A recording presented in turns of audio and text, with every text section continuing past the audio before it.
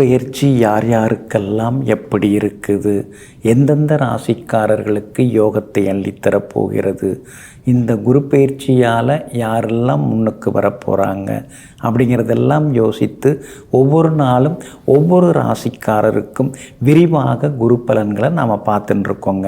இன்றைய தினம் மிதுன ராசிக்காரர்களுக்கு குரு பெயர்ச்சி எப்படி இருக்குது அப்படிங்கிறத பார்க்குறோங்க. மிதுன ராசி அப்படின்னாலே உங்களுக்கு குரு பகவான் யோகக்காரரா இல்லை அவயோகியா அப்படின்னு பார்த்தா பழைய ஜோதிட நூல்களில் குரு பகவான் உங்களுக்கு கேந்திராதிபத்திய தோஷத்துக்கு உரியவர் அப்படின்னு தான் சொல்லப்பட்டிருக்குது.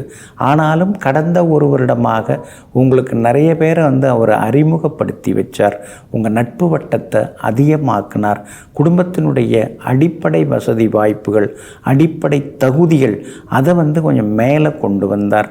ஓரளவு உங்களுக்கு நல்லதையும் செய்து முடித்தார். மூத்த சகோதரருடன் இருந்து வந்த மோதல் போக்கையும் மாற்றி அமைச்சார். அப்படிப்பட்ட குரு பகவான் இப்பொழுது எங்கே போகிறாரு? 12ஆம் இடத்துக்கு போகிறாரு.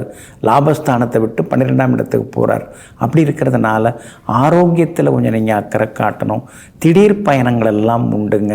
ரொம்ப வருஷத்துக்கு முன்னாடி அப்ளை பண்ணிட்டு இருந்தது, இப்போ விசா கிடச்சிருக்குது, ஃபாரின் போகலான்னு இருக்கேன் அப்படிங்கிறதுக்கான வாய்ப்புகள் எல்லாமே இருக்குது. ஒரு சிலருக்கு இடமாறவும் வாய்ப்பு இருக்குது.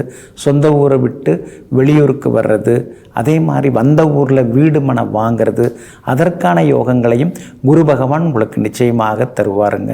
12ஆம் இடம்னாலே சுபவிரய ஸ்தானங்கள்.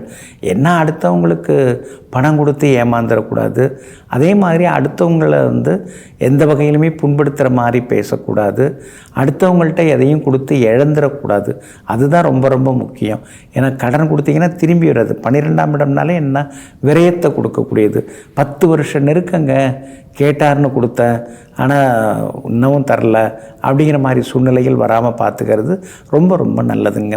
இந்த குரு பயிற்சி உங்களுக்கு எல்லா வகையிலுமே வெற்றியை தரக்கூடியதாகவே இருக்குங்க. 12ஆம் இடம்ங்கிறதுனால கண்ணாபின்னான்னு காசு விரயமாயிட்டே இருக்குதுன்னு சில நேரங்களில் பக்கத்தில் இருக்கிறவங்கள கடிந்து கொண்டு பேசுவீங்க. வியாபாரத்தை பொறுத்த வரைக்கும் இந்த குரு பயிற்சியால் உங்களுக்கு நல்ல முன்னேற்றம் இருக்குது.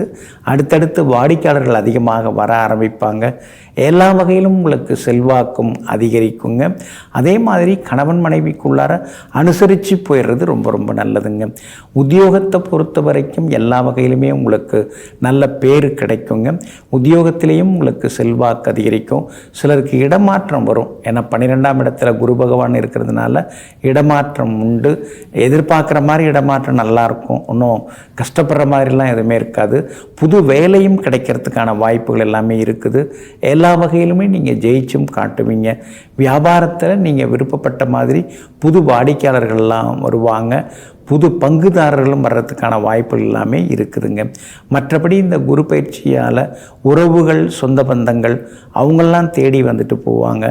நீங்களும் உறவினர்களுக்காக எல்லாவற்றையும் நல்லதெல்லாமே செய்து கொடுத்து கொண்டே இருப்பீங்க. 12ஆம் இடத்துல குரு பகவான் உட்கார்ந்துருக்கிறதுனால ஆன்மீகத்தில் நாட்டம் அதிகமாகுங்க. ஆன்மீகத்துக்காக செலவழிப்பீங்க. சொந்த ஊரில் கோவில் எழுப்பி அதுக்கு கும்பாபிஷேகத்தையும் நீங்கள் செய்து கொடுக்கறதுக்கான வாய்ப்புகள் எல்லாமே இருக்குதுங்க. இந்த குரு பயிற்சி மேலோட்டமாக பார்க்கும் பொழுது நமக்கு 12ஆவது வீட்டுக்கு வராரே, விரயத்தை கொடுப்பாரோ, வீண் விரயங்கள்லாம் ஆகுமோ அப்படிங்கிற சந்தேகமெல்லாம் ஒரு பக்கம் இருக்கும். ஆனால் பாதகாதிபதியாக இருக்கக்கூடிய குரு பகவான் மறையிறது உங்களுக்கு மிகப்பெரிய யோகத்தை தரக்கூடியதாக இருக்கும். பிள்ளைங்க வளர்ந்துக்கிட்டே வராங்க, கல்யாணம் பண்ணி வச்சிட்டோம்னா நல்லதுன்னு தோணும். மகளுக்கு கல்யாண விஷயமாகவும் பேசலாம். மகனுக்கும் அமையறதுக்கான வாய்ப்புகள் இருக்குது.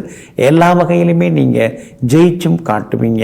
இந்த குரு பயிற்சி எப்படி பார்த்தாலும் உங்களுக்கு யோக பலன்களை எல்லாமே நிச்சயமாக கொடுக்குங்க. அதே மாதிரி குரு பகவான் தன்னுடைய பார்வையால், அதாவது 4ஆம் இடத்தை பார்க்குறார். அப்படி இருக்கிறதுனால அம்மாவுக்கு இருந்து வந்த தொந்தரவுகள் விலக ஆரம்பிக்கும். அதே மாதிரி 4ஆம் இடத்துல குருவனும் பார்வைப்படுறதுனால வீடு வாங்கிறது, சொந்த வீட்டில் வீடு கட்டுறது, அதுக்கான வாய்ப்புகள் எல்லாமே இருக்குதுங்க. 6ஆவது வீட்டையும் குரு பகவான் பார்க்கறதுனால பழைய கடன் பிரச்சனையிலேருந்து வெளில வருவீங்க. புது கடன் வாங்குவீங்க. அதையும் சீக்கிரம் பைசல் பண்ணுறதுக்கான வாய்ப்புகள் எல்லாமே இருக்குதுங்க. 8ஆம் இடத்தை குரு பகவான் பார்வையிடுறதுனால அதனால தான் வெளிநாட்டு பயணங்கள் உங்களுக்கு நிச்சயமாக எதிர்பார்க்க முடியுங்க. மற்றபடி இந்த அமைப்பு, இந்த குரு பயிற்சி உங்களுக்கு எல்லா வகையிலுமே சந்தோஷத்தை தான் தரக்கூடியதாக இருக்குதே தவிர துன்பங்களை தரக்கூடியதாக நிச்சயமாக இருக்காதுங்க. குரு பகவானுடைய அனுகிரகம் உங்களுக்கு தொடர்ந்து கொண்டே இருக்கும். பெற்றோரின் உடல்நிலை சீராகுங்க. கொடுத்து ஏமாந்து போன தொகையில் ஒரு சிறு பகுதி கிடைக்கிறதுக்கான வாய்ப்புகள் இருக்குது. எல்லா வகையிலுமே நீங்கள் ஜெயிச்சும் காட்டுவீங்க. இந்த குரு பயிற்சியால் உங்களுக்கு எல்லா வகையிலுமே வெற்றியும் சந்தோஷமும் உண்டுங்க. என்றாலும் இந்த குரு பயிற்சியில் ஆடம்பர செலவுகளை கொஞ்சம் குறைச்சிக்க நல்லது. ஏன்னா 12ல் குரு உட்கார்ந்துருக்கார் இல்லைங்களா, அனாவசிய செலவுகள், ஆடம்பர செலவுகள், பகட்டு செலவுகள் அதெல்லாம் குறைச்சிக்கிட்டா இன்னும் கொஞ்சம் நலமாக இருக்குங்க. எப்படி பார்த்தாலும் இந்த குரு பயிற்சி உங்களுக்கு மேலே மேலே வெற்றியை தரக்கூடியதாக இருக்குங்க. பரிகாரமாக சிவகங்கை மாவட்டம் திருப்பத்தூர் அருகே பட்டமங்கலம் அப்படின்னு ஒரு ஊர் இருக்குது.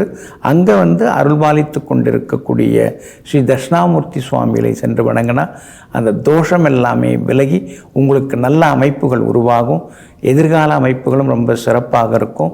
புகழ்பெற்ற புண்ணிய ஸ்தலங்களுக்கும் போய் வருவீங்க. ஆக மொத்தம் உங்களுக்கு இந்த குரு பயிற்சியானது, மிதுனராசிக்காரர்களாகிய உங்களுக்கு இந்த குரு பயிற்சியானது மேலே மேலே வெற்றியையும் சந்தோஷத்தையும் வாரி வழங்குவதாக இருக்குங்க. நெஞ்சிற்கினியவர்களே, சோமவாரமாகிய இன்றைய நாள் உங்களுக்கு அனைத்து வித யோகங்களையும் அள்ளித்தரும் அதிர்ஷ்டகரமான நாளாக அமையட்டும். மீண்டும் நாளை காலை சந்திப்போம். நன்றியுடன் உங்கள் ஜோதிட முனைவர் KP வித்யாதரன். வணக்கம்.